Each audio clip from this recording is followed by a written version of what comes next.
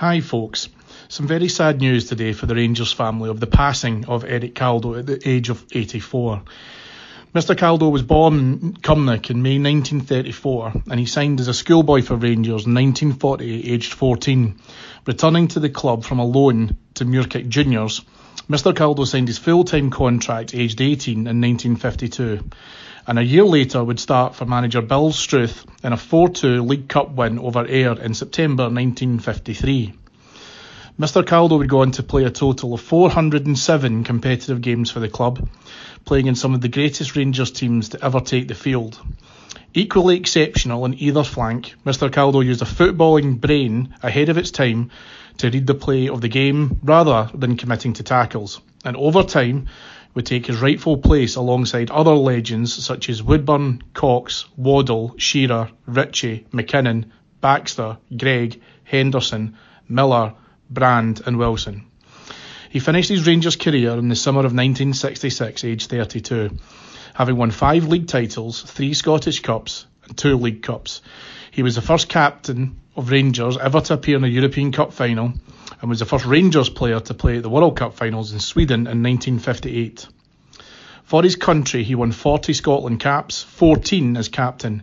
He never once received a booking, and he never once scored from open play, but managed to find the net 25 times from the penalty spot, relinquishing this responsibility only to the penalty king Johnny Hubbard. And but for a horrific triple leg fracture suffered at Wembley whilst at the peak of his career, Mr Caldow would have surely added to the caps and club appearances he had already so deservedly achieved. Club chairman Dave King led tributes to Mr Caldow today, saying Eric was a player who could easily be described as heroic and came to epitomise the standards, characteristics and values associated with this club. Greatest ever Ranger John Gregg also echoed this. Eric was an absolute gentleman and such a likeable chap. You can't play over 400 times for Rangers and not be something special, and he definitely helped me a lot when I was a young boy at the club. He was a class act, and the biggest compliment you can give Eric is that a lot of people outside the club, when they saw him, would say, "That's Eric Caldow of Rangers." A true hero, a husband, a father, a gentleman and a legend, Mr Caldow is also an inductee in both the Rangers and Scotland Hall of Fame. He'll be sorely missed by the Rangers family, and I speak for everyone at Heart and Hand when I give our sincere condolences to his family and friends at this very, very sad time. Welcome to Heart and Hand, the Rangers podcast. The podcast that thinks that Yer Maw jokes were funny back in the 1980s when certain clubs were still relevant. This week on Heart and Hand, did we get an ASBO about the music levels from the compliance officer?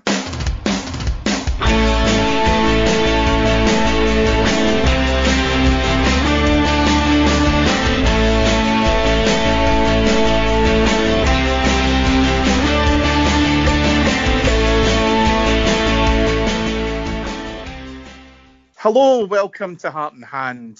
My name is Cameron Bell. I am your host for this week. I am standing in for our beloved David Edgar, who at this point in time is flying back to the UK after a phenomenal ORSA convention where David was exposed to the sun and also had to exercise. So I very much doubt that we're going to see him back here in one piece. This week on Heart and Hand, we're going to talk about the Aberdeen game. I am not allowed to do this without adult responsibility, so I brought along a couple of guests. The first of which is our tactics gimp, Mr. Adam Thornton. Adam, how are you? I'm not sure I'm an adult, but I'm very well, thank you. Excellent. And completing this group of autumn sunset-haired podders is our very own Andy McGowan. Andrew, how are you this evening? I'm very good. Do you see how Adam didn't deny he was a gimp? Oh, aye. Not the first thing to do there as well. Okay, boys, so we've got a little bit to get through, so we will get cracking. So, obviously, Rangers had the misfortune of having to visit Pittodrie yesterday in the quarterfinals of the Scottish Cup for a 1-1 draw. Both Adam and Andy were both there. I assume that you both made it out all right, no injuries or anything like that? I was fine. I don't know about wee Adam, but... No, I was absolutely brand new. The bus was in the... All right. Bus was in the bus park for a bit longer than I'd have liked, but yes, home in one piece. Excellent. Right, okay, so the manager had said in his pre-match on Friday that there was going to be a big focus on Alfredo Morelos and Scott McKenna in this game. The manager described it as box office and wanted to be able to see those two players being able to try and have a proper go at each other. And sure enough, right straight away from the beginning of the game, Kevin Clancy gives a foul against Alfredo Morelos. We're about 80 seconds into the game at this point. And then we are still pretty much kind of taking our seats at this stage, because 8 minutes in is the first opening kind of opportunity. Connor Goldson is forced to deal with a through ball to Gary Mackay-Steven as it's hit down a channel. Goldson goes to ground, I think, in an attempt to be able to slide and try and clear the ball. He clips Mackay-Steven in kind of the back of the heel. He goes down and a penalty is awarded. Boys, do you think that was a fair decision? I'll come to Adam first. Yes, I do. I think it was a penalty. It's a bit of a fuck up on our part. I think obviously Candace gets the ball on the halfway line and he gets closed down quite well. Tav goes to overlap him, but Candace doesn't use his left foot, but for whatever reason gets caught in a ankle low, I think it is, takes the ball off him and advances, and then it's a decent ball in, but Goldson needs to commit to clearing that ball quicker than he does. Worrell needs to shout as well and let him know that someone's coming. I'm not quite sure what Goldson's up to. I don't know why he went to ground, but he seemed to be on the ground for an eternity before he was, I think, deciding to hook it away. I'm not sure why he went to ground, but obviously by the time he got to the ball, Mackay-Steven had nipped in front of him, and Goldson wasn't aware of it, but he takes him out in the penalty box. And a penalty, a fair award? It was absolutely a penalty. I've got a wee bit of sympathy for Goldson. I thought it was just one of the things. He's got a clear sight of the ball. Mackay-Steven's kind of blindsided him. He's fast, we know that, and he just getting in front of him and he clips him. So, and I've heard it said that Worrell should have shouted, but I think Worrell's going to be watching that, expecting Goldson to get the ball. So it was definitely a penalty, but I don't think it was. I wouldn't blame Goldson for it. Well, there's a little bit of a kind of delay because Mackay-Steven is legitimately hurt and receives treatment before Sam Cosgrove can put the ball on the spot. He does so after some protestations from Alan McGregor, rightfully so, because it looks like the ball is about 6 inches off the spot, in my opinion, but hey-ho. Cosgrove hits a powerful shot down towards McGregor's left-hand lower corner. He does get a touch in it, and he is unlucky to keep it out. You can see his frustration as soon as the ball goes in. He's punching the ground. Adam, he's unlucky, but this is a terrible start, and straight away we've got a job in our hands. It is. We hadn't started very well as it was, but he's very unlucky getting that. Also, I don't know why that has crept in probably the last 10 years or so, that you're allowed to put the ball as pretty much only a little part of the ball is allowed to be on the spot or in the corner for corner kicks and stuff. It's very strange. I don't know why. I don't really see the point in it. But McGregor's right. The ball's nearly half a yard probably further than you would expect it to be. It is still slightly on the spot, but surely that's an advantage. It seems bizarre. It's a decent penalty actually, and McGregor does very, very well to guess, and he just can't get the full hand on it. But yeah, 8 minutes gone, 1-0 down. We've not really, you can usually tell we wasn't in the first 5 minutes or so whether we're up for it. It didn't look like we were, and losing the goal at that time was not good at all. And we're out of sorts now, because if you look at our last few games, we've had the blistering start. All of a sudden now we're taking a taste of our own medicine.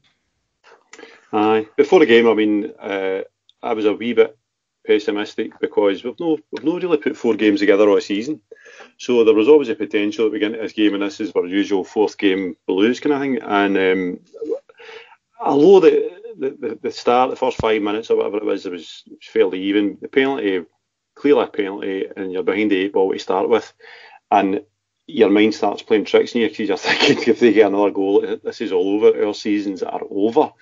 And we did well to dig in, to be honest, because for most of that first half, Aberdeen had the majority of the momentum. The pitch was not conducive to the way we want to play football. That's another debate altogether. And the hyper physicality that I bore people to death with every week whenever I'm on the flagship or whenever I get a chance to express myself was in evidence again and again. Scottish referees let it happen. So it was a tough game for us. What I do like about us now is that we do seem to be able to be resilient enough to withstand the physicality, regardless what team it is we're playing.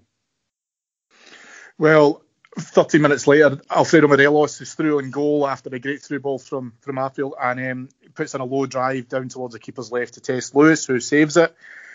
And then a minute after that, and Andy, I'd like to get your thoughts on this. Alfredo Morelos is in a tussle with Considine. He goes to ground easily, shall we say, and Kevin Clancy immediately produces a yellow card for diving. Was that deserved, in your opinion, Mr. McGowan? I think it was. I think he did go down very, very easily. However, we've got to look at the context, because this is what does my nutting, is that things happen in football games that involve Alfredo Morelos that you can't explain, because people around him on the park get away with things that he doesn't. People get allowed to do things to him which other people don't get allowed to do to other players. And I don't think it's blue tinted glasses. It is, for me, undeniable. If you rewind a wee bit before that actual incident, because Morelos in the first couple of minutes, I think he had a decision against him in the box at a corner kick, I think it was, and Clancy gave it against him, and Morelos gave Clancy the biggest mouthful of Spanish sweary words you'll probably ever lip read. And see, after that, Clancy gave him absolutely nothing, to the point where I said to my wife yesterday, I says, he's deliberately not giving him a fucking thing. The dive itself, there was contact. If you look at it again, Considine's got his arms up and around him, just enough to be the right side of not giving away a penalty, because the no refs will not give a soft penalty for that. But it should be spotted. If it was spotted and Morelos doesn't need to go to ground, what Morelos is doing there is throwing himself to ground and say, for fuck's sake, you don't see this guy's got a hold of me. So I think it probably was a dive. I think it probably was a yellow card. If it was the other way about, I'd be saying it was. But my point I would make to you, Cammy, because you're the ref, is I think he's getting refereed to a different standard. I don't think there's any question about it whatsoever. Adam, it seems very easy to book Alfredo Morelos in Scotland. It does, and it's frustrating. I noticed it a lot in this game. I felt for him a wee bit, if I'm honest, because as Andy said, that's a dive. However, at one point the defender has both hands on him. So if he feels that contact from behind, you're going down anticipating something, aren't you? But he feels that contact there, so probably he's within his rights to think there's contact there. I can drop. However, when you actually see it in real time, it is just a kind of hands on his back and then he collapses. So yeah, it's a booking. However, I was quite annoyed with the referee in this game, particularly around Morelos. I felt like he just was deliberately not giving him anything, and Morelos was obviously getting quite frustrated, and I felt like it went the other way. Usually in these games he doesn't get anything and he then tries almost too hard to get in front and too hard to be physical, and it backfires on him pretty much every game this season. But I felt yesterday he kind of started playing within himself a little bit, and there was opportunities that he would normally eat up. He was just not pulling out of, but he was just a bit reticent, and I think the yellow card played in his mind. I think he was more concerned with not letting the referee send him off than he was with actually using his physicality the way that he does. And to be honest, the stage we're at in the season and everything that's happened to him this season, I can't really blame him. It's just a shame that it dulled his edge a bit in this game. Well, in the half hour, Greg Stewart whips in a cross from a free kick that was conceded by Ryan Jack on a foul on Shinnie. McKenna rises up to meet it and clips it off the top of our bar. As it turns out, that's a wonder save, apparently, as Kevin Clancy, who already at this point is covering himself in glory, decides to give a corner. Alan McGregor also decides to let him know exactly what's going on with it. He doesn't get a touch in that, Adam, does he? No chance. Even from where I was standing, I seen it hits the bar and McGregor's nowhere near it, and you can see McGregor is absolutely fuming with the referee and the linesman, but nothing happens, obviously. A few minutes after that, a Niall McGinn shot. Niall McGinn came on at this point for Gary Mackay-Steven, who had to be taken off for the aforementioned injury in the penalty award. The shot goes high over the bar after Shinnie's original shot has been blocked by us. Ryan Kent is able to get in the end of a great counter move and unfortunately fails to force a save from Lewis. And then when we're on 40 minutes, a really great actual through ball is a high ball by Connor Goldson, drops nicely for Daniel Candeas, who is going through, unfortunately pulls it wide. Because of the Mackay-Steven injury, we've had 3 minutes of injury time at the end of the first half.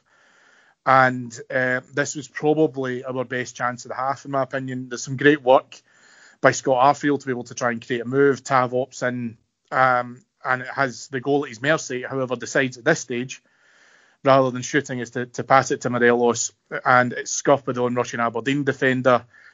And that is pretty much the last action of the half. Adam, James Tavernier is your man. Why did he not shoot? I think it was because it was on his left foot, but it's quite annoying that he chose that pass. I mean, obviously he's not got eyes in the back of his head, but if right behind him, 5 yards behind him, Ryan Kent is an absolute acres of space. All he has to do is kind of take that touch, set himself in the box and play it whatever way he wants, but I think he just got a bit of a nosebleed up there. He needs to burst that with his left foot. However, it's his weaker foot. He's maybe not comfortable, but we had 2 shots in target in the whole game. We've seen the last couple of weeks how we hit a shot from outside the box and we're actually not bad at it when we actually hit them. For me, this was obviously just inside the box, but he just needs to blitter it and see what happens, to be honest. And you're, the eternal optimist. What's the feeling in the stands at this point? Is it arse clenching time, or do we expect to see a rocket from the manager move us up a gear? I think it's realism. I mean, I think I can only speak for myself, but at half time I'm thinking to myself, their season's on the line here. And you're thinking to yourself, well, we can't be any worse than we were in the first half, and we're only a goal down. And you've got to hope that Gerrard is putting things right in the dressing room. I kind of half expected, maybe it's just my kind of football supporter knee-jerk, I was half expecting a change of some sort, because I didn't think it was working for us in the first half at all, especially in the middle of the park.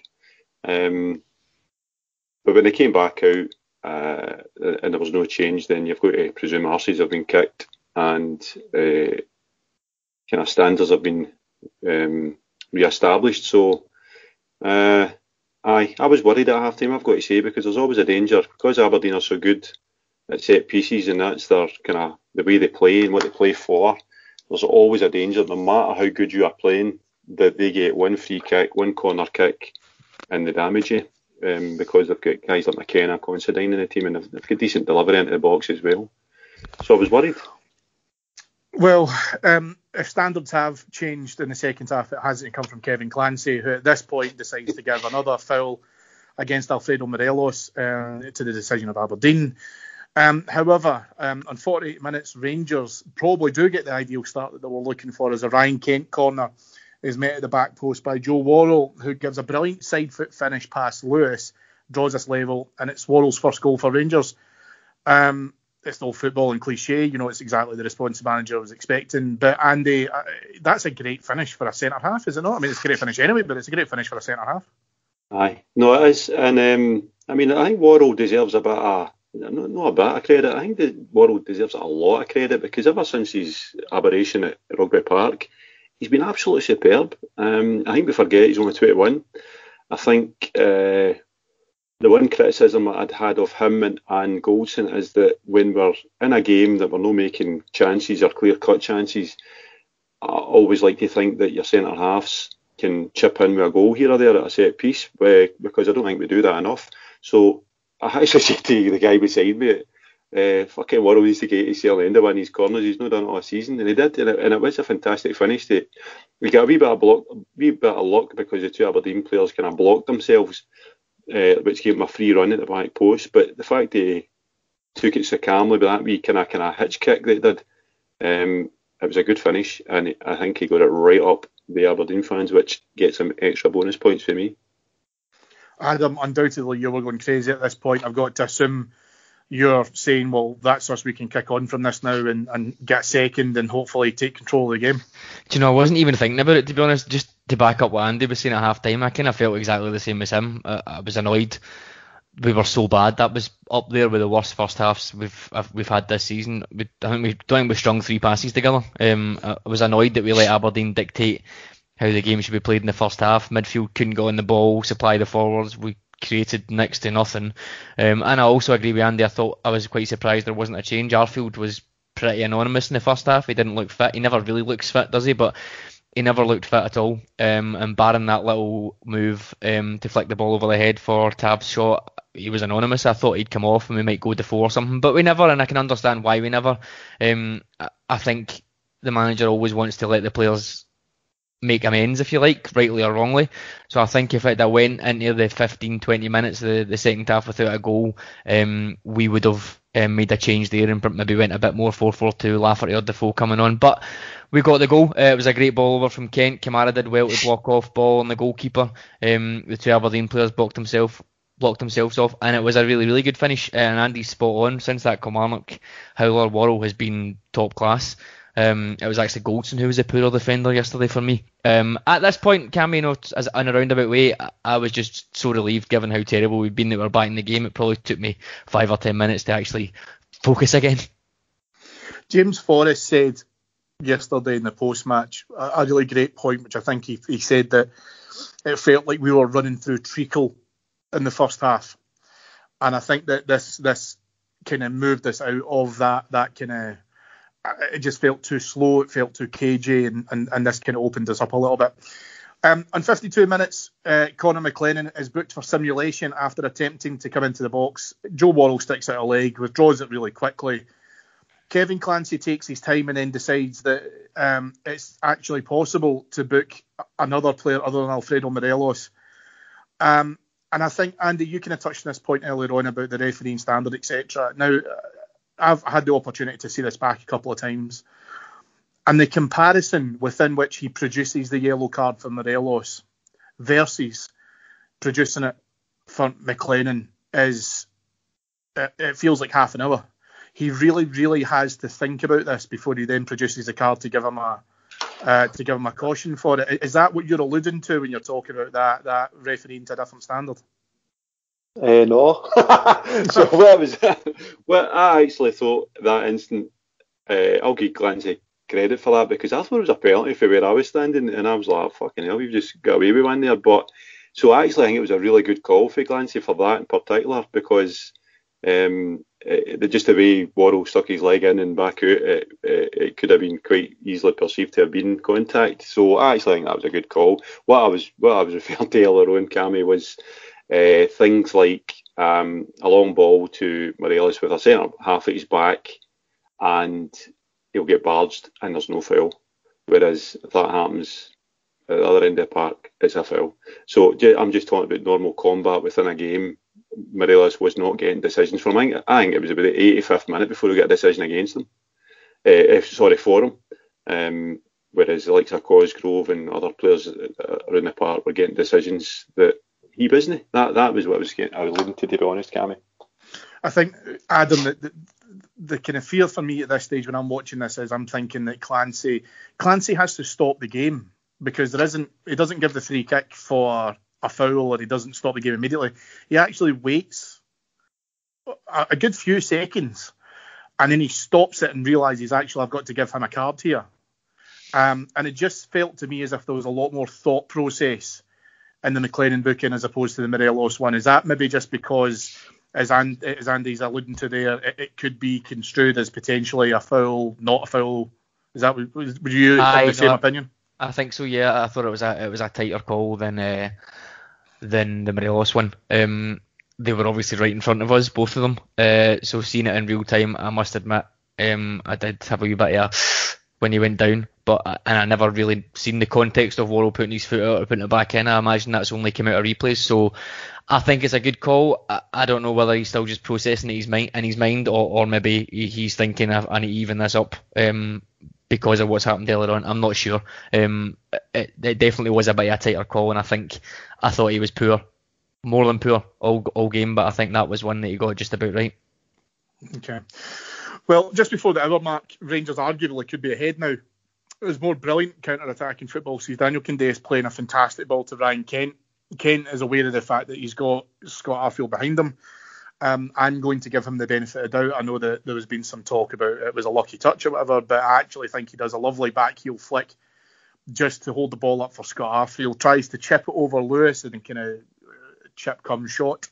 However, the arc is just slightly too high.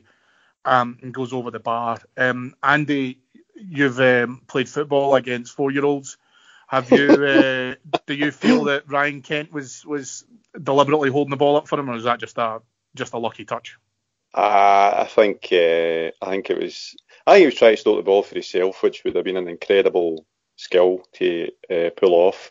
But you've seen him do that kind of thing where he kind of does a movement where it's not quite a Johan Cruyff turn, but it's that kind of same kind of control in one movement. So whatever way it worked, it was fantastic anyway, because what he did was he stopped the ball and gave either himself or Arfield, as it was, the opportunity to actually get a shot away. Arfield should have done better, I felt.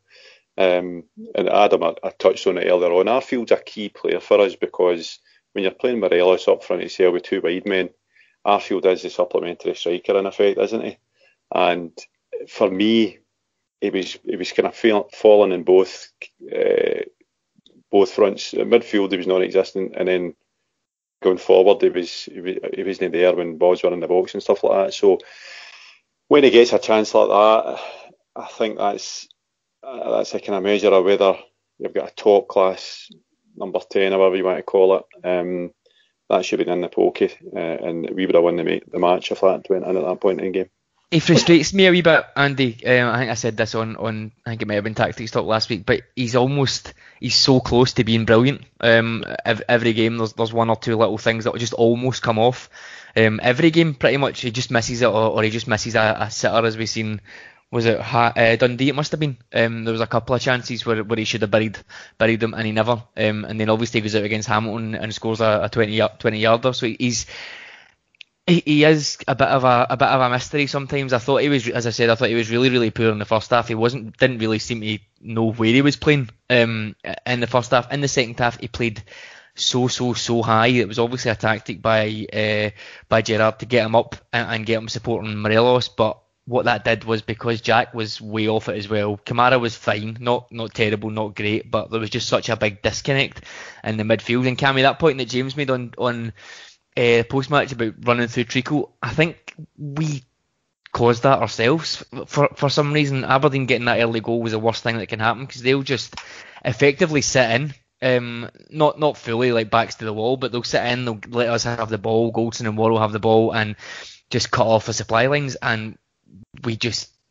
still can't play through it. We kind of thought we were over it with those 3 games, although we did heavily caveat poor teams and down to 10 men, etc. The first time we come up against a relatively decent, organised defensive team, we just revert to type and just start pinging balls and losing challenges, etc. And then in the second half, we do come back into it, as you're talking about, but most of it's hitting on the counter, which we're great at anyway. It's because we've scored and Aberdeen are wanting to come out and wanting to bury it, and they're pushing forward.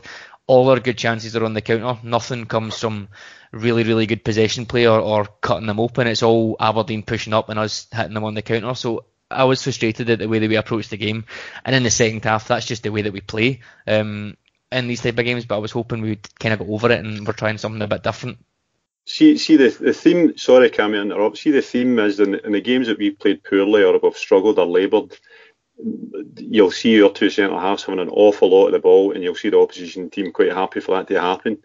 And for me, it really annoys me, because what I think should be happening in those circumstances is that's where your centre midfielders have to be actually brave enough to take the ball off the centre-halves, maybe with a man at their back or whatever, but they need to start turning and facing the opposition team. So it was starting to happen yesterday and Sunday, and what Jack was doing to counter it, he's obviously wasn't getting enough space in the middle of the park. He was falling very, very wide right to take the ball off the centre halves, which is better than nothing, I suppose. Yep. But I think there's a tendency for, and I think this comes from Gerrard. I think Gerrard says if the centre halves have got the ball, midfielders, you split or you move out the road and it creates space in front of them, they should step into it. But you then got the two guys, and they're good football players or centre halves, but they're not creative by any manner of means, and that's why you end up with chipped diagonal balls and balls into the box. And I think that's a problem for us. Your midfield really need to take the game to the scruff of the neck when the game goes that way. Kamara seems to be the best at it, as far as I can see, because Jack was disappointing yesterday. He was back taking a square passing and taking the kind of safe route at all times. I like to see them try and make a yard, get the ball forward through passes. I know it's easy to say, but that's what they need today. They're Rangers midfielders. Well, speaking of problems now start coming back to us. It's 2 minutes after that chance. Considine rises like a salmon, unfortunately heads like a salmon from a McGinn cross. As the ball goes across into the area, it's sent back in by McKenna. Cosgrove's shot is blocked. And much to the chagrin of the BBC studio, Rangers clear the decks McKenna's missing the target in the next attack as well with a header, and Adam, is it now back to arse buttons making time? Kinda, I guess, but I think from about 20 minutes to go, pretty much just after this, I think their heads kind of drop. As far as I'm concerned, maybe just after the shinny yellow card, which I'm sure we'll come on to, and we're kind of picking them off on the counter at will. There's a few scrambles, like you say, a great save from McGregor, but I actually thought if anybody was likely to score in the first 10 or 15 minutes, it would have been us, which might have been a bit of a surprise, but we had a couple of decent chances, and we were keeping Kent and Morelos up there, and using Candace as the support. So at this point, yeah, there was a bit of squeaky bum, but over the next few minutes or so, I felt like it was only going to be us if we were actually going to go on and win it. Well, I'm going to probably combine both of these incidents because I think, yet again, Kevin Clancy's put himself right at the centre of it. 72 minutes sees Cosgrove booked for a high arm on Borna Barisic as he turns and sees Barisic coming towards him. And then the Croatian gets an elbow straight in the mouth. Cosgrove, again, cautioned for that. However, 2 minutes after that, as Adam's just alluded to, Shinnie's booked for a high challenge in Scott Arfield. That only seems to be a red card if you're a Rangers goalkeeper. At this stage, Max Lowe then comes in and pushes Arfield as he's on the deck, and Glenn Kamara steps in defending his teammate. So we've got a booking for Cosgrove, a yellow card for Shinnie, no cards for Lowe and Kamara. Andy, you've spoke a lot about referees. What's your thoughts? Was that all the correct decision? Should there have been any more cards or change of colours? So, again, I'll go back to the context of the game. Scottish referees and Scottish football in general has an issue where it's still the only place in the world, bar the Irish leagues, where you get allowed to have a kick at somebody in the early minutes of the game. In the early minutes of the game in Scotland last for the first 20 minutes, because what was happening, Kent was brought down blatantly with the ball at least twice in the first half, not even a word spoken to him. And things like that go on through the game, and what happens is it creates the kind of threshold for what is allowed to go in the game. So it then means that when you do get a fucking tackle like Shinnie's, which for me was a red card, probably a borderline red card, I've got to say, right? But it probably was a red card, but just because of the way he went in Arfield's leg, it could have been a serious injury. Because you've then kind of set a threshold of anything goes, that's how you're cared in that context. Whereas if he's kind of laid down the law early doors and said, well, this is what the kind of standard is for what I'll allow and what I won't allow, it's a straight red card. So it even goes back to the kind of mouthful that Morelos gave him in the first 5-10 minutes. See, if I was a referee or if that's an opposition player, I'd be expecting the referee to fucking pull me aside and say, hold on a wee minute. Put your authority on it. So it's not just about Clancy yesterday. This is for me, it's a wider thing about Scottish refereeing that I think undermines everything that we do in Scottish football in terms of player development, the way we play football, the way we develop players. If you fix Scottish refereeing, I think you go a long way to fixing Scottish football within a generation. Well, we'll come on to the referee, I think, kind of once we've done the game, because I think there's absolutely talking points on this. Adam, do you see Cosgrove being booked? That's a fair decision. Would you agree with the Shinnie yellow? I think Cosgrove, yeah. Although for us it's probably a red card, but I guess that's a different debate. Shinnie, I don't think it's as bad as some of the leg breakers we've seen from, say, Scott Brown in the last couple of weeks. Probably the same as Andy, borderline. I wouldn't have been surprised if it was a red on another day, but I felt like it could have went either way on that one. Max Lowe, I think that's just handbags really, isn't it? I don't think. I mean, he pushes Arfield on the deck and then Kamara pushes Max Lowe. I think that's handbags, so I don't think really anything. I don't think anything should have been done about those ones personally. Okay, we're now into the closing 50 minutes of the game.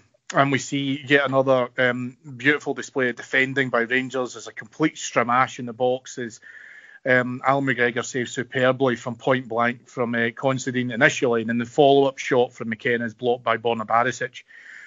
Rangers are able to clear this, and Kevin Clancy again at this point decides that actually I can still fit in another mistake.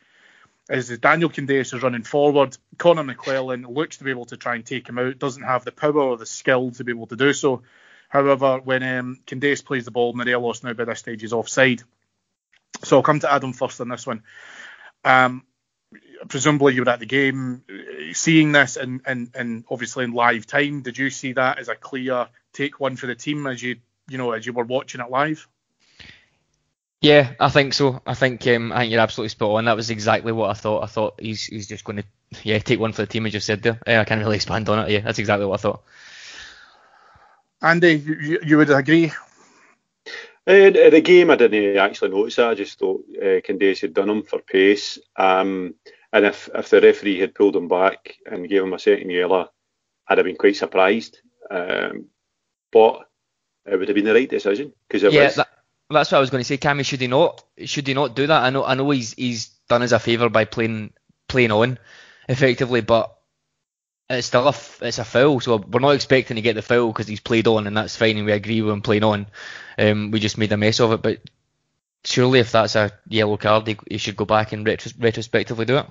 He should stop it straight away as part of the kind of laws of it. What he should be doing is stop that immediately because he knows he's about to send someone off for a second yellow. So he should have immediately called the foul. But the reason why I was interested was because straight away you've got two different viewpoints. I think, Adam, you were saying you saw that, you saw what he was trying to do, and Andy, you had said, no, I didn't see it as that. So even giving Clancy the benefit of the doubt, he probably might think that McLennan is later him, but when you watch it back, as obviously you'd have the benefit to do, you can see him going in for him, and Candace somewhat sportingly decides to stay on his feet as he's going forward. And I don't think for a single minute Daniel Candace has got any idea or any awareness of who it is that's about to tackle him, and therefore he should take the dive or take the hit in order to see a red produced. I think he's obviously trying to play with the game. But I think we'll come back to that because I think, like you say, it's part of that kind of wider conversation regarding some of the referee standpoints. Cammy, yes, sir. In my defence, I was frisbeeing a seat at an Aberdeen fan seat at the time. Well, it's hard to see through the flare smoke, Andy, so I just wanted to make sure that you were all right with it. So we're kind of into the closing stages of the game. We've got some more great plays from Rangers on the counter as well. Alfredo Morelos is hoping that the ball can come through to him a wee bit earlier. So Daniel Candace is hoping the ball can come through to him a little bit earlier. And then the kind of last chance of the game is seeing Morelos shot blocked from a quite high angle. The ball's difficult to take and he still gets a shot on it, and there's a slight touch of the hand off. I think it's McKenna, but it's very close to his body. And that is it. The game finishes 1-1. We do it all again at Ibrox on Tuesday the 12th of March. Boys, I've got to assume that, like me, you would have taken the draw at half time. Adam, is that fair, or is that me being usually pessimistic? No, absolutely. That was, as I said, that was one of the worst halves we've seen this season. I would have bit your hand off for the draw at half time. It maybe feels a little bit different because we came into it so early in the second half. Was it the 49th minute? It maybe feels like a bit more deflated because we probably had chances to win it. I would argue we had just as many good chances as Aberdeen in the second half. As you said, we were picking them off in the counter, but just through our own fault, just really bad decision making in that second half. We could have probably had 1 or 2 goals even. So yeah, no, I agree with that. Andy, did you think that we were unlucky or we got out of jail? What was your thoughts at 90 minutes? I was glad to get away with a draw. I think I wouldn't say we got out of jail because I think we gave as good as we got in terms of game. It was a kind of fairly even cup tie. And as Adam says, I think the chances, if you looked at them, that would have been fairly even. But for about the 60th minute on, I was saying to myself, I'm quite happy to get out here with a draw and take us back to Ibrox. So I suppose that's a reflection of how poor we were. I don't think I find it quite unnerving slightly that people are like, oh, we'll get them back to Ibrox and we'll sort them out there. Now, obviously we did that against Kilmarnock, and we played in a way that we didn't think we would play. The only thing I'm hoping is that we do that again. But Aberdeen are not a great team, as we know. They're really good defensively, so while it might be a wee missed opportunity that we didn't get one of those goals in the counter, I don't think it's as easy as turning up next Tuesday and expecting them to let us beat them. They've started doing this thing against us in the last couple of games, Andy. It kind of alludes to what you were saying there about we should split the midfield and kind of give them an option. Aberdeen are pretty much man marking us, our front six, to a ridiculous level just now. They literally follow the man around the pitch regardless of the area they move into. I mean, it's fair enough, but a half decent team should be able to take advantage of that. And I just worry when we get to Ibrox they're going to be even more defensive than they were yesterday, and it'll pose a bit of a problem. I stuck a wee thread up on Twitter on Friday night talking about how well we've been doing in the last couple of games by Goldson having the ball and bringing it out, and as you said, Jack and Kamara split the defence and the ball gets played right up to Kent or Morelos or Candace and we can turn and move.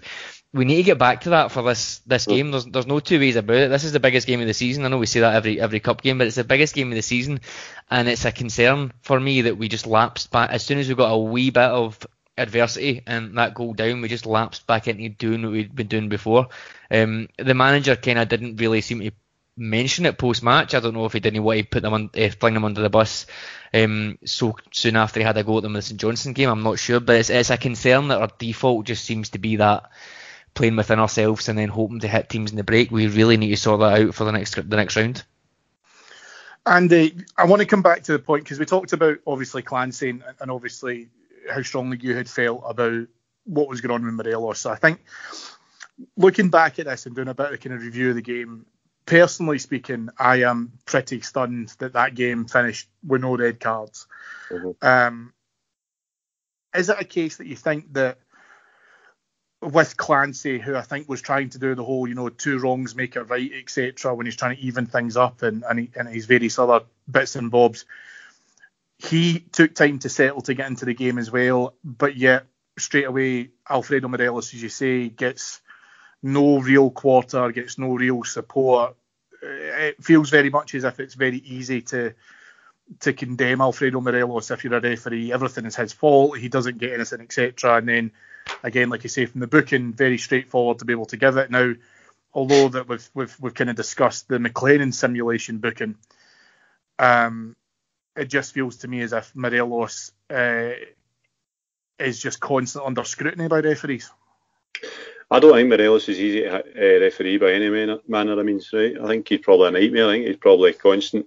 But what I did notice yesterday, and this is apart from Morelos keeping his head actually to stay on the park yesterday, what he's also doing is, if he's got a gripe, he doesn't shout at the referee like there was an episode, I can't remember who it was, an Aberdeen player was doing injured and they've taken his time.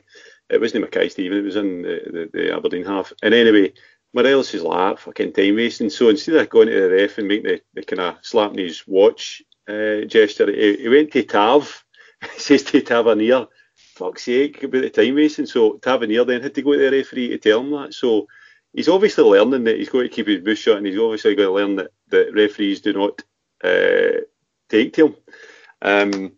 So that's a good sign, because I think it means he's maturing, and I think it means that he's actually taking things on board, because he knows that he can't let the team doing many more times without a bit of retribution, actually. But I just think he's judged by, he's refereed to a different standard. Whether it is referees think because he dishes out, he should be able to take it, that's not how it works. It's either a foul or it's not a foul. And when you look at what some players get away with, and I'll use Cosgrove as an example, because his game is just physicality, same as the Motherwell centre-halves. When you look at what the guys get away with, and the way centre-halves treat our strikers, there's a definite difference against Morelos as there is other players, and I don't think it's just me talking through my Union Jack sunglasses. Adam, there's a conversation about if you start to temper Alfredo Morelos' game if he's on a booking, because it removes attributes which make him such a threat. So the physicality, as Andy alludes to, the kind of pest that he tends to be as well when he's in and about, players, when he becomes so difficult to contain. Does giving him a booking early doors make the referee's life easier just for the long term? Is it just going to give him a bit of a kind of, right, well, that'll shut you up because you're not going to listen to a verbal warning, so I'll give you a caution, and then that means you're potentially walking a tightrope? Because watching that yesterday, my immediate thought process is if he gets sent off here, we're absolutely snookered. Mm-hmm. Yeah, I'm not sure if it's as prescribed as that really, but that's certainly what happened yesterday in my mind. He got that booking. I mean, it's obviously not the referee just giving him that to shut him up because it was a booking, but it completely dulled his edge. It's the first I've seen it, really, noticeably, that's happened. Now, we need to caveat it with he was pretty much up there in his own all game. He got next to no support. Aberdeen were obviously taking lumps out of him, as is their wont to do, and he probably felt that given the context of this particular game and that he's been sent off, he's been sent off in every game he's played, hasn't he, against Aberdeen this year? So he may be just thinking, I really don't need the hassle for this. So he's just played within himself. So I don't think referees would deliberately just give him a yellow card for his first bad challenge to shut him up. However, I think it's clear that you just look at the evidence of yesterday, there was 3-4 fouls that were at best 50-50s and at worst clear fouls for him that he just wasn't getting. And you can see how frustrated he gets. So whether it's just a combination of him getting more frustrated and as I said before, trying to get to the ball first or going over the top slightly to put his physicality out there to make sure that he wins the ball and it doesn't get given as a free kick, and it just ends up being that 2 or 3 seconds too late, and he is very late and he gets a booking. I'm not sure, but it is something that he's never going to change at this stage, and I don't think that the weight of opinion against him at the moment, with 15 games of the season to go, hopefully it is ever going to change. I think we're just going to have to like it and lump it and try and protect him as best we can. You see players pulling him out of the line of duty. At the Kilmarnock game where he's in about the goalkeeper, and you see him getting pulled away by I think it was Malumbu and then Joe Worrell. You see him yesterday as well, jumping into the fray when Arfield and Kamara are getting in the second half and he's getting pulled away. He is going to be that aggressive, argumentative person, but we just need to try and do what we can do to manage it. But ultimately, it's up to him, and he's got to find a way to play with that edge, but stay on the right line. As Martin says, he needs to be Tynecastle Morelos that he was before Christmas, where he just treaded the line and stuck a toe over it, but did not go anywhere near it, and there was absolutely no danger of him getting sent off. But again, I don't think he got booked in that game, so it helps when you've got that leeway, I guess, of what you can be as physical as you want, and you've got one challenge in you. If it gets into the second half of games, he kind of knows that hopefully he's not going to get sent off, but the early one just killed him yesterday. Yeah. Andy, the last time in the Scottish Cup we drew away from home 1-1, the return leg, if you will, was pretty successful for us in beating Kilmarnock 5-0. One assumes that it won't be so easy against Aberdeen on the 12th of March. No, what worries me is the league game we had at Ibrox against Aberdeen, because that was a very, very frustrating night for us, and it was one where we were very critical of the team because we didn't have a solution. And this is where I go back to what I said earlier on, that if we're not going to do things, we're playing football, then you've got to either have a set play, or you've got to have a player that steps outside himself and actually does something. And by that I'm meaning the midfielders, like a Jack or Arfield. They need to be scoring a goal for outside the box, or there needs to be somebody pulling it out of the hat in those kind of games. It's not just a case of let's just keep the ball to Candace or Kent and try and get balls in the box. That invariably against a team like Aberdeen, you're not going to get much change out of McKenna and Considine and Dominic Ball at right back, and I think so. I wouldn't say I'm worried about the game. I think if we play as we have been playing the last 3 or 4 games, Aberdeen will be able to live with us. I think the first goal, I think it's obvious and it's a cliche, but the first goal is obviously going to have a bearing on it, because once Aberdeen get their nose ahead, they're very stuffy and they basically just form into a compact couple of lines, as we've seen at Hampden. But listen, we've got the players to beat them, and I don't think they're coming to Glasgow thinking, oh great, we're going to Ibrox, this will be an easy game. They'll be worried as well. I think we've got to get into the game expecting to win. I don't think there's any question about it. Adam, because of the idiotic rules regarding obviously showing live football when a Champions League night is on, the game will be shown, but with obviously a delayed broadcast. So you've got to hope that Ibrox will be full on the 12th of March. You'll take a James Tavernier hat-trick, will you not? Oh, absolutely, that would be brilliant.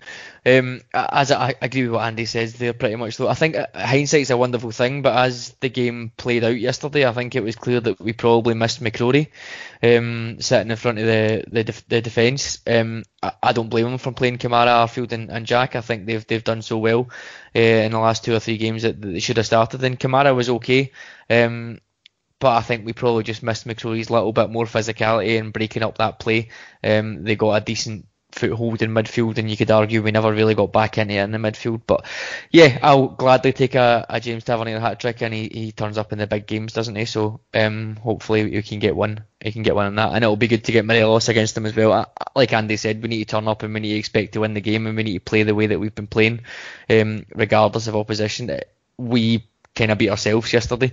I know we didn't lose obviously, but we kind of gave them complete impetus in the first half and let them pretty much run all over us. And I think although we got the goal back, we then sat in and tried to counter them. We need to go out and just finish the game early doors if we can, or at least be on the front foot, and just pass round them. They're not a good team. They're well organised in patches, but that man marking thing, as I said, creates so many problems for them. If we can just have a bit of intelligence to pass around them, then we should take a couple of them. It's just annoying that they drag us down to their level time and time again. Just as a little word, and I think probably just as a bit of a kind of focus on this as well, there's obviously been the spotlight now turned back onto some of the recent fan behaviour at games. Rangers released a statement at the weekend on Saturday, just talking about the expectations of fan behaviours. We're all ambassadors of the club, etc. There was 2 incidents at Easter Road in the Hibs Celtic game where 2 bottles were thrown onto the park. That's obviously made headline news. And there was obviously reports of disturbances at Pittodrie yesterday. And I suppose, Andy, I'll go with you first because I know obviously you're home and away. What can you see us being able to try and do as a fan base about how do we get rid of some of this negative attention on the game? So I think that there's again, nothing happens in a bubble. So you can look at the Rangers support and say the Rangers support need to do this, need to do that. The Rangers support don't exist in a bubble. I think there's an absolute truth in that what goes on elsewhere unpunished, what goes on elsewhere unreported, what goes on elsewhere totally blanked has an impact on what happens in Rangers support, because football supporters, not Rangers supporters, but football supporters are a big classroom, and they will act out, they will come the cunt, they will do things if they think they'll get away with it. And I think what a lot of time is, things have happened in the past. I'm not just talking about recently, I'm talking about going back years and years, and we see them happen and we see nothing happen, and then there's a kind of mindset, well, we'll fucking sing the Billy Boys then, because Hibs fans can run on the park and attack our players, and nobody even says a word about it. Their own chairman comes out and calls it exuberance. Politicians say not a word. So what I'm trying to say here is there's a cause and effect, that if you want football supporters or the Rangers support to act in a certain manner, then you need to actually start treating all football supporters the same. So you need to, I mean, I wrote a couple of notes before I came on because I had so much to say about it, and I'm not going to bore you to death, but if you're in an environment where a newspaper or a television channel can't even say the word Celtic fans when it's Celtic fans have done something, then there's your starting point, because what you've got is you've got a information war going on. Who's got the worst support? Who's to blame here? Rangers fans can do a lot for themselves. I think there needs to be a realisation for once and for all that the use of the word Fenians is by, you can't say it. I know what a Fenian means. We all know what a Fenian means, but the use of it in the context of a football song, it's indefensible now. It can't be used. You will not get away with it. You'll get the club into trouble, as you will with fuck the Pope and everything else. It's just, you can't do it. If you still want to argue that case with me, please crack on, but you're no realising what way the wind's blowing. And I don't think that's me being a hand wringer. I don't think that's me being an apologist. I think that's me just being absolutely real. And that's a starting point for me if you want to ask what the Rangers support could do. Cut that out, and then you do have the right to take a wee bit of the moral high ground in. Adam, there's a point, and I totally agree with Andy here in terms of obviously where there's add-ons to certain things as well, and phrases and terminology, which I think we've got to now leave behind us. However, exactly as Andy says, that has to be unilateral, and I think, for me at least, there's two main barriers to that. We can absolutely bring our support into line because I believe that we can behave in a fair and responsible manner, but it's unfair to do so whilst other fans, for want of a better term, get away with language, songs, banners, phrasing, which is seen as anti-Rangers, without any kind of form of repercussion, even from their own club, much less the footballing authority. But there's also an argument to say that whilst Rangers fans and Celtic fans and Hibs and Hearts and whoever else as well are going through this focus, there only seems to be one club that seems to constantly be involved as part of the headlines from certain media outlets. So it's a bit cart before horse or chicken, egg, etc. Do you feel that at this point that we've got to step our game up and then apply the pressure elsewhere? Does someone, whether it's the SFA, the Justice, whoever, come out and actually say, no, we are going to treat all fans of all clubs with the same spiel? I think there needs to be something that comes out from the top. I think it absolutely needs to be unilateral. As you've said, it's a footballing society-wide issue. It's not just Rangers, it's not just Celtic. It happens all around the country. I can't really say any better than both of you have said. I think you've absolutely nailed it. But it does need to come from the top. I think we can do an element of self-policing, but realistically, at a game like yesterday, I don't know how viable that is. To try and self-police, it would need to be. You can't do it. I don't think, Andy. I don't know if you'll agree or disagree with that. I don't think it's the right option for self-policing. I also don't think strict liability is not the way to go either. There needs to be some common sense applied to it. With regards to, will they do it, so we should be allowed to do it as well? It's a wee bit of a juvenile argument for me. I get that we're not batting. I get that we're kind of at a disadvantage, and as you said, it's football fans rather than Celtic fans. I think there's an element that we can get our house in order, but I don't think we should be letting the support run riot just because another team does it as well. I think there needs to be a balance there that I don't think we're too far away from. I don't think we're terrible. I think we've made loads of improvements, certainly in the last 10, 15 years or so. I think we could do more, but other teams can do a lot more, if you ask me. So I totally agree, Adam. I think we should actually clean up our act, regardless of what other clubs and other supporters are doing. That is my position, right? But I think the reality is that you don't, because you'll have fairly big swaths of the support that say, well, I'm not fucking doing it because they get away with this and they get away with that.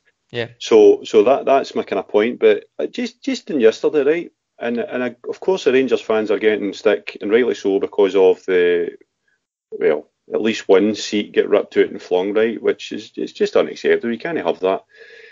What I would like to point out is that, see, yesterday at Pittodrie, obviously a lot of spare seats in Aberdeen end, a lot of spare seats. So why, in the name of fuck, can there not be an extended segregation in that end of the ground? Because the fact that I've been right on that fence, right? Unfortunately, the first game back up in the Premier League we had under Warburton, I was right on that fence, and it was terrible. There was coins coming out, there was pies, there was spittle. It was just 90 minutes of pure abuse. And if you'd moved the supporters and made a whatever, I don't know, 100 feet exclusion zone, like any normal police worth their salt would do, that takes a lot of the sting out of that yesterday. And you're not going to get somebody throwing a seat, and you're not going to get a flare right next to us. So I think there's a lot of talk about who takes responsibility. This isn't strictly a football thing. This is a policing thing. The police are fucking hopeless, right? We've seen it since the Hampden Cup final, where the police were outside and they didn't even know there was a riot going on outside, and we're walking out the ground saying, by the way, there's a riot in there. And they're like, what do you mean? So the policing is absolutely abysmal. I think the security at football grounds is absolutely abysmal. I think the communication between the club security and the police is absolutely abysmal, because I've wrote more letters to chief and superintendents than ever in my life.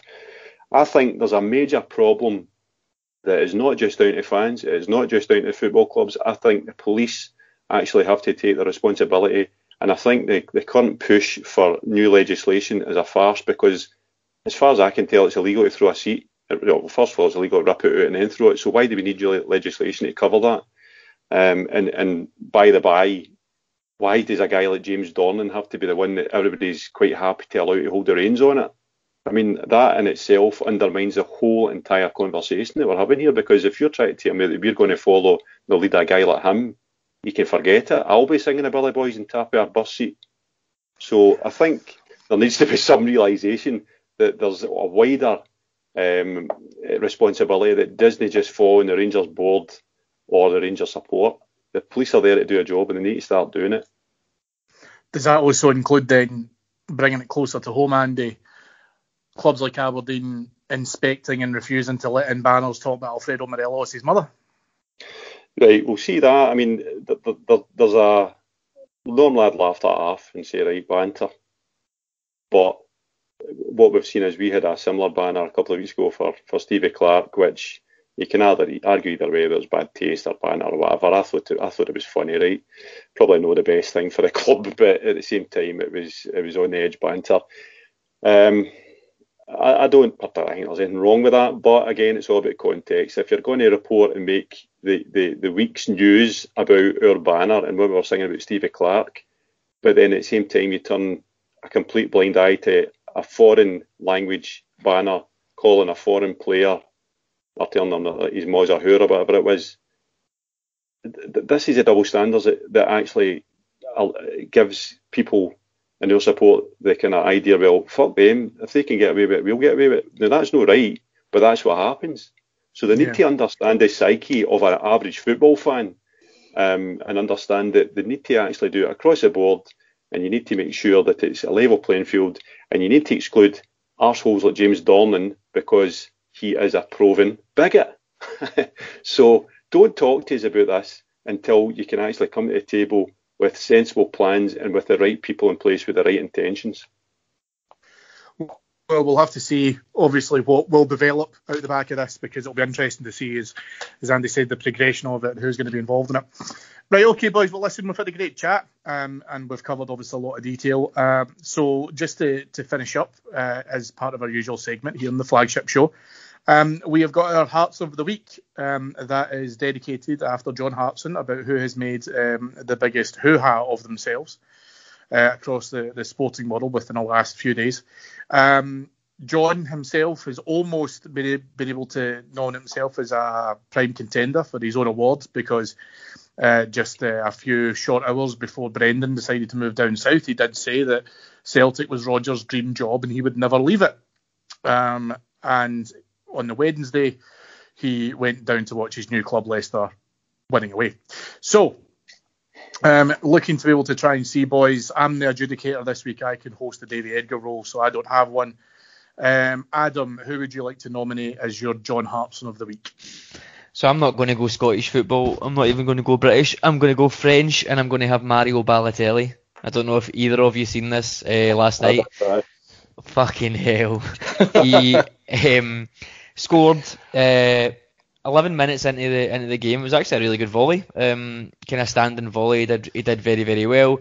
Only his fourth goal of the season, so he's probably potentially got a cheek to be celebrating it. However, clearly pre-planned, which is even sadder, as he scores a goal and then he runs to, I think it's a cameraman or an analyst right at the edge of the pitch, takes his phone off him. I was actually watching it. He pretty much takes his phone off him and just clicks Instagram and then goes live. There's not even an element of logging in or anything, so he's obviously placed that phone there and logged in already, thinking he's going to score, and he's got some poor schmuck following him from one end of the pitch to the other in the hope that he scores, and then he does a live video of his celebration. I just thought that was...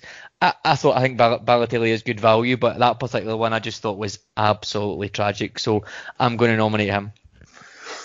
Yes, I did see this. I don't have Instagram that I would use so religiously. I didn't see the actual video footage of it being able to get put on. But yeah, I think the reports are, it was all pre-planned with some guy who had Balotelli's phone and could just immediately give him access to it had he scored.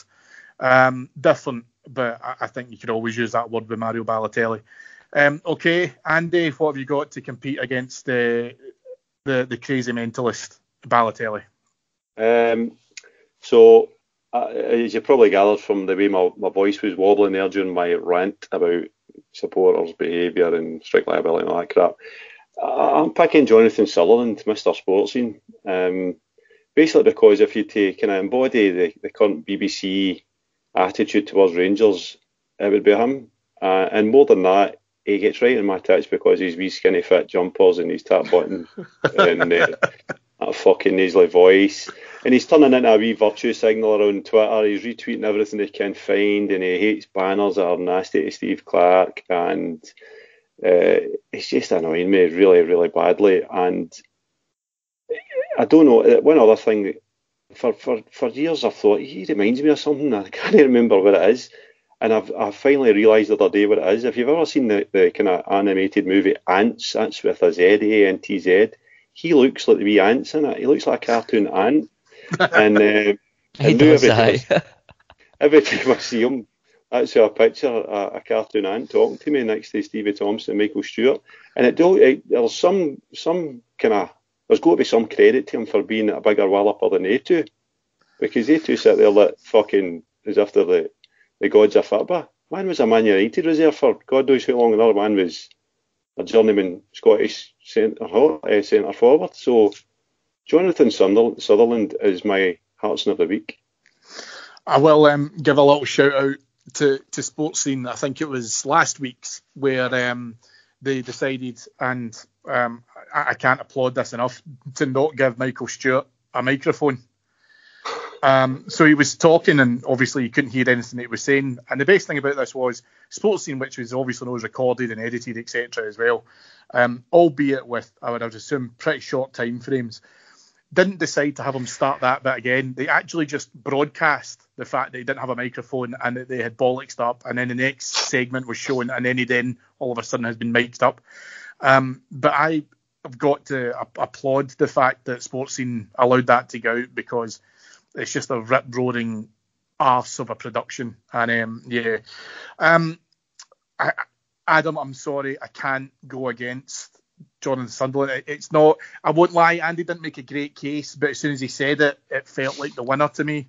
It's like multiplying by zero. You can't pick somebody for Sportscene and not expect to win, so I'm fine with that. Yeah, okay, grand. Next time you're on, you can pick Stevie Thompson, or in that case, Scott McDonald, who was on last night, equally valuable in terms of footballing insight.